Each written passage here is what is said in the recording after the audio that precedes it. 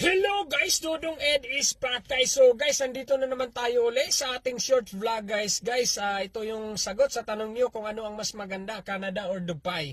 Guys, para sa akin itong dalawang lugar na to is both super ganda. Guys, ang Dubai talaga is grabe. Kung single ka or mag-asawa kayo at wala pa kayong anak, you will enjoy Dubai. Ganon kami ni Mrs. doon eh.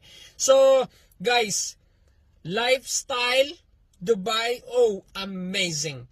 I've got a good job, a good paying job there too. So, maganda. Okay, and then, malls, minsan 24 hours, grabe. Single ka, wala kang anak, mag-asawa, superb. Now, ngayon, 3 na yung anak ko. Canada is the best too for family, okay? Yung anak namin may natatanggap na CCB